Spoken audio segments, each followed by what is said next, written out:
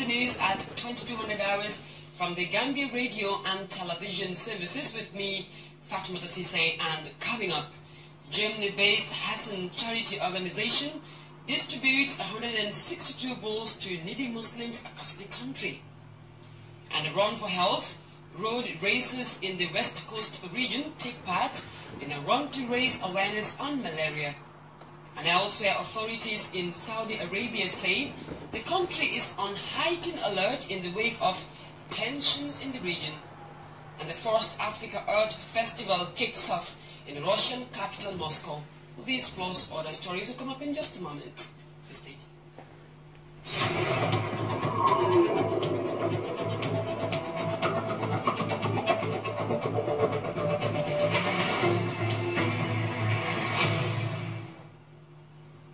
And as Muslims around the world celebrate Eid al-Adha, the Hassan Charity Organization based in Germany has distributed 162 bowls to needy Muslims in the Gambia. By Ibrahim Cham attended the ceremony and files in this report. 160 of them are destined for needy Muslims across the Gambia who could not afford to rescue ram. They are part of the 175,000 bowls donated by Hassani Charity Organization based in Germany for the benefit of poor Muslims across the world. Special Presidential Advisor Yusuf Cham thanked Hassani Charity Organization, which partnered with the International Islamic Youth League for the gesture and promised that the donated bowls will be slaughtered and distributed amongst the needy and underprivileged communities throughout the country. Speaking on the occasion, the leader of the Hassan Charity team in the Gambia, Shakir Uzayut, said supporting the needy through charitable cause plays a pivotal role in a successful Eid al-Adha celebration. The aim is to be hand in hand with the underpressed and with the underpressed people, and trying to help our people and get to know the country, so that as soon as we have a little more information about the country, we can start other projects and work on other projects and try to help as much as possible. So that's the aim, hand in hand.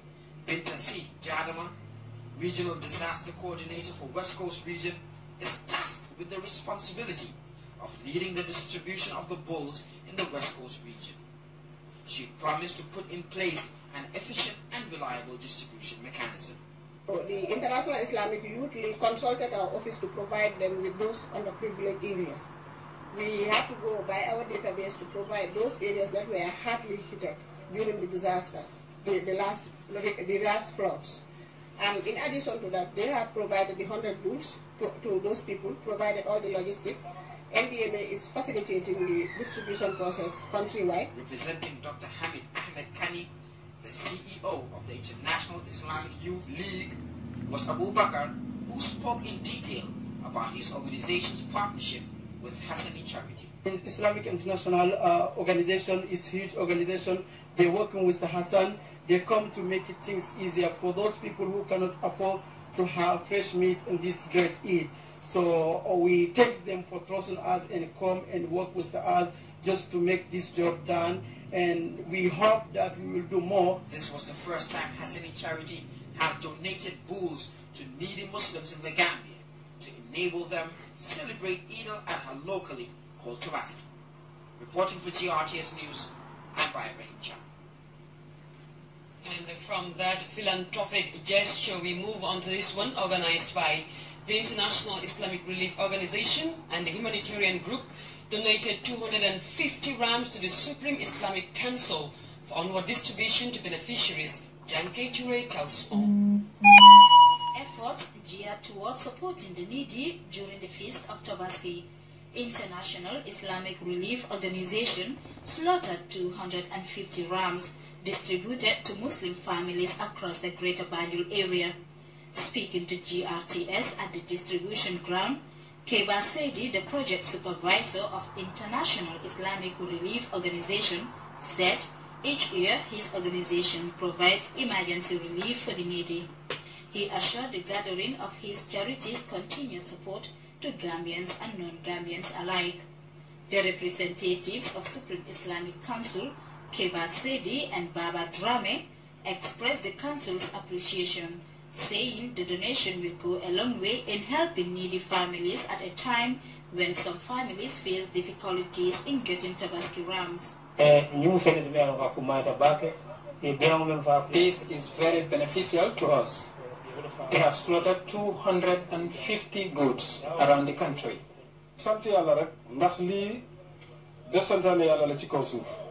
We are indeed very grateful to the Almighty God. As Muslims, we should help each other. The International Islamic Relief Organization is a charity based in Saudi Arabia, founded by the Muslim World League. Since its inception, it has been giving aid to the needy Muslims throughout the world. For GRTS News, I am Janke Ture. And the members of the Economic Management Student Association of the University of the Gambia are back in the country after a week-long research trip to the Islamic Republic of Mauritania. And the study tour, which is an annual undertaking by the students, was themed the role of aquaculture in sustainable development. Well, GRTS's Isaac Keita went along and has the rest of that story. For far too long, the University of the Gambia and its various associations often embark on research works and excursions in and outside the Gambia, with the aim of widening the knowledge of students beyond what is learned in the confines of the classroom. Dakar, Senegal and Bissau Guinea were the two main countries of focus, where students embark on research work, as well as digging history and socio-cultural lives of the people of these countries. For the first time since the establishment of the institution that students have gone this far, crossing borders, sampling the desert condition to the Mauritanian capital of Nouakchott.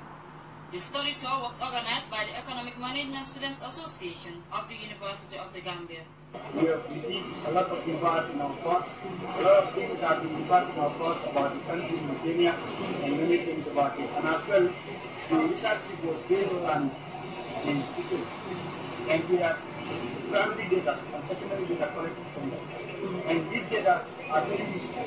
Things that will help us on the ground, that is in the Gambia, in order to collide with the secondary data publish. Themed the role of aquaculture in sustainable development, students had the opportunity to gather first-hand information about Mauritania's fishing sector, which contributes 25% of its GDP. This making the desert country having fish as its main export product. Looking forward to making sure that the research is not just a research, but it is something that will be useful to both the students and the Gambians. And it should be something that should be utilized, something that should be useful enough to make sure that we have change in our fishing industry. The research trip saw a day-long excursion to the desert, a place where trees could hardly be seen. A first-time experience for the group who, despite the weather condition, described it as exciting. Sarah, this their history of the Moabitans. Those were the people that fought for independence and made this country the country that it is today. As we see this blood, the real life that they used to live around and then migrate from one place to another.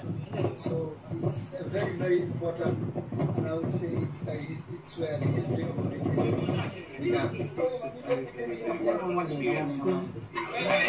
anybody that have the ability to come and witness something like this, because it's really incredible. It's something else. You think that you're in a part of Africa. As Africans we are all the same, but if you go other parts of the world, it's quite different. So it's a great experience for me to be here, to experience such amazing climate, vegetation, topography, and beautiful people also in Mauritania. Amongst a host of places visited was the Nouakchott University of Pure Science and Medicine. Delegates were taken to a tour around the campus, which housed the various courses in the sciences. The two institutions reached an agreement to improve exchange programs between the UTG and other Mauritanian institutions. For the researchers, the trip to Mauritania was an exciting adventure, which they say will help them in their education. This trip, I think, so far, I would describe it the best commercial trip, because since I started the university, I haven't missed any of the departmental trips. But this trip, I would describe it the best, because you can see we have interacted with different people, different cultures, people when we are not even the same way, and new environment is all amazing. The desert trip was just wow. No governmental government has ever traveled to Mauritania. We are the first, and we actually thank God that it was a success. And then we were actually supported by the Mauritanians, in which the University of Nouakchott actually came in for an MOU with the University of the Gambia. So it is a great success on the part of the 14th Executive Council of Akamanta in the University of the Gambia. It is seen to be a one-off adventure for the group, as the executive of Akamanta saw it as a success. But one thing is certain, if the information gathered in Nouakchott are anything to go by, it will augur well for the greater good of not only members of the trip, but the general student body. For GRTS News, I am Aissatou Keito. Let's move on to Niyundum, where its sports committee, in partnership with Youth with Ambition Association, has organized a symbolic run race to raise awareness on malaria. The run race included races in the female and male category. Modu Lamin Sane tells us more in this report. The participants set off from the Gambia College Gate.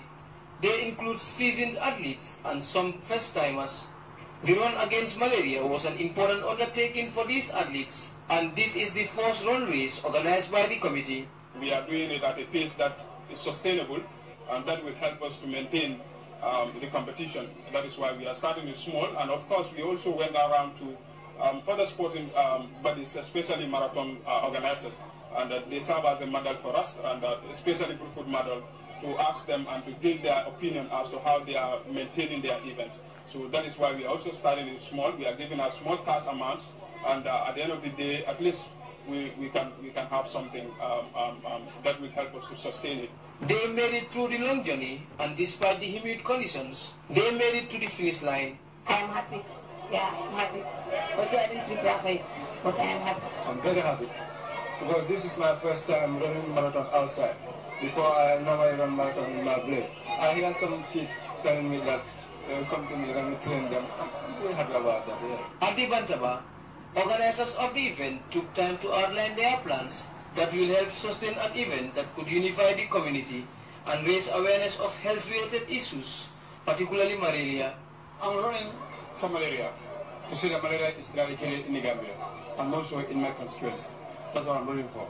The second part is I run to bring youth together for unity and cohesion and mutual understanding. That the politics is over, we are together.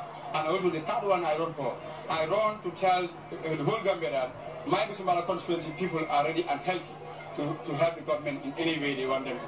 There are certain illnesses in the body can only be tackled by exercise. No medication can handle those things, only to exercise. I've seen those ones in the UK. They advise them to go and see physiotherapists.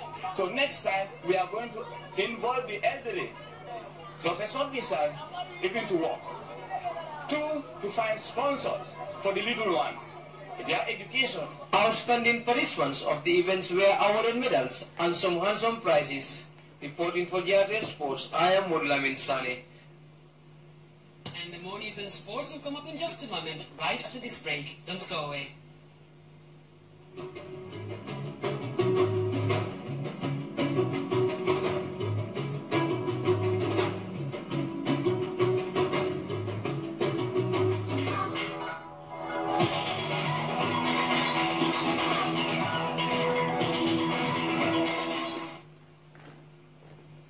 Welcome back, and let's head to Uganda, where the country pulled off one of the most astonishing results by beating Egypt in Group E's 2018 World Cup qualifiers. Buoyed by the 1-0 win, Uganda take the trip to Egypt for the return leg, keen on causing yet another upset, as CGTN's Leon Senyanje reports. A historic victory and a defining moment for Uganda. Thursday's 1-0 victory ended a 52-year losing streak to Egypt. The celebrations quickly shaken off. The Uganda Cranes got back to business. Uganda plays Egypt in a return leg of their World Cup qualifier on Tuesday. The plan is how to get another 3 points off the Pharaohs. We still have to finish off the job in Egypt, because can't stop halfway, but it's not going to be easy. We know the challenge lying ahead of us, playing a quality team that's very, very experienced. The man in charge is also aware that his men will need to up their game in the away fixture. What is important is that we should be able to stomach a pressure, because I know they are going to throw everything at us, but we know we are going to go through. Barcelona has named an unchanged squad for the trip to Alexandria. Barcelona admits the return leg will be an even tougher contest, but one his team is ready for. The Ghana Cranes sit top of Group E, staying there is priority. And with 3 more qualifying games to play, the prospects of reaching a first ever World Cup now seem more real than ever before. And the local federation more keen to see the side stay on course. I believe we have come a long way as a federation which looks after the national team, but also as the national team itself, to build self-belief, to build the ability, to build the confidence, to build the motivation. We could get better, and it has really given us the belief that yes, we can go to the World Cup. Uganda leads by a single point over Egypt, while Ghana and Congo-Brazzaville lie in 3rd and 4th respectively.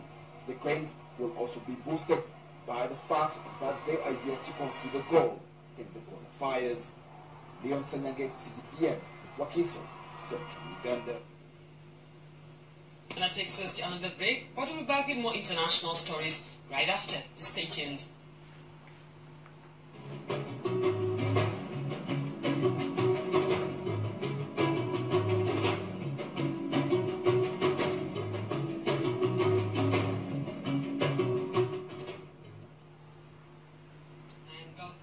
We'll take a look at terrorism now, which is a threat that's affecting many countries in the world.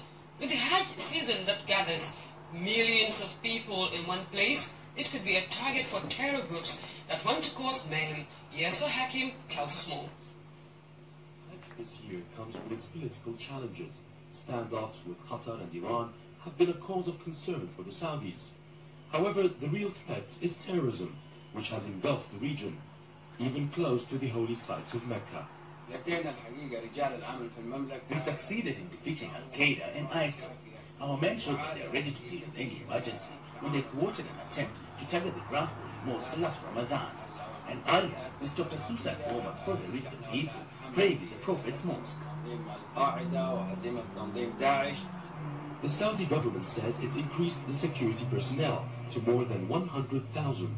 They're also well trained to deal with any emergencies. The kingdom has been fighting terrorism for decades, and the security men have enough experience in counter-terrorism and how to deal with terrorist elements. We were able to uncover several terror cells in the 2 holy cities, and we have adopted a lot of preventive measures, even outside the kingdom, to avoid infiltration into the holy cities. The number of checkpoints are much higher, while helicopters hovering above are more frequent than previous years. Pilgrims have noticed. I can see there's a big development in security than previous years. This is my 3rd Hajj, and the police presence and organization improved a lot, and I honestly felt safe and secure all the time. To avoid any chances of infiltration, entrances to the holy cities have been blocked to non-pilgrims throughout the event. Making it a secure and safe pilgrimage was a stern test for the Saudi government. With 1 day left, it has been a success so far, reflecting on a good performance by the police and army here. Yes, Hakim for CGTN, Milan, Saudi Arabia. Now, elsewhere, the first African Earth Fashion and Food Festival kicked off in the Russian capital. It showcases Africa's best arts, foods and crafts, and gives Russians a unique chance to meet some of Africa's leading artists, designers, performers and chefs in person. Correspondent Daria Bondachuk brings us the vibe and colors of the 6-day festival underway in Moscow. From traditional African beat and authentic cuisine to modern African art and designer clothes, Moscow has become a scene for contemporary African art, fashion and food festival. The organizers brought the best creatives and producers from all over Africa to show the continent is more than wildlife safaris or political quarrels. There's a very different side to Africa. There is contemporary Africa. There's an Africa where, like in Russia or Moscow, we have galleries that are very upmarket. We have fashion designers that do very well. We have music and we have food. Our industries are also kind of as deep as they are here in Russia. The festival mix provides a perfect setting for an authentic cultural exchange and new discoveries. We do want to draw the attention to the continent, especially that we have a very long history of, I would say, a friendship in a way, yeah? Starting in the Soviet era. The artists have come to Russia to share their work and their vision of life, unique and uniting. The Russian likes a good party, so as the Africans too. The people I met is very friendly, and you feel that they are curious and they have this interest to meet someone new. So that is something that they both have in common. The visitors appear to be fascinated by the vibrant African culture. Africa is under my skin. I was born in Central Asia, but when I hear the drums beating, my heartbeat starts pounding. I'm interested in the African culture because I'm studying Swahili at the university, and I'm also crazy about small African statues. The organizers hope the festival will allow Russians to rediscover Africa as a modern and thriving continent and help them build personal and cultural bridges for the African people. Nadia Bondarchuk, CGTN, Moscow.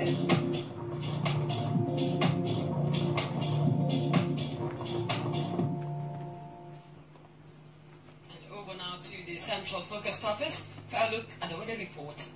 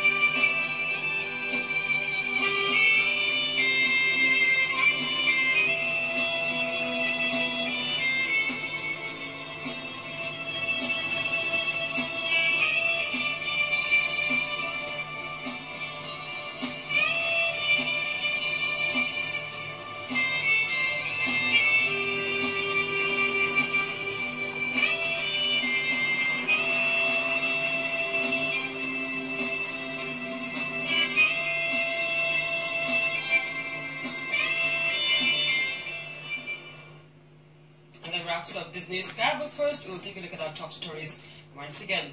Germany-based Hasni charity organization has distributed 162 bulls to needy Muslims across the country.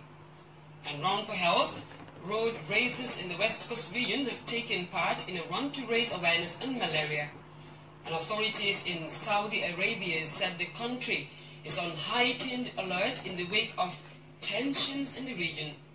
And the first Africa Earth Festival kicked off in the Russian capital, Moscow. And that was all in this edition of the news. Thank you for joining us and keep watching GRTS.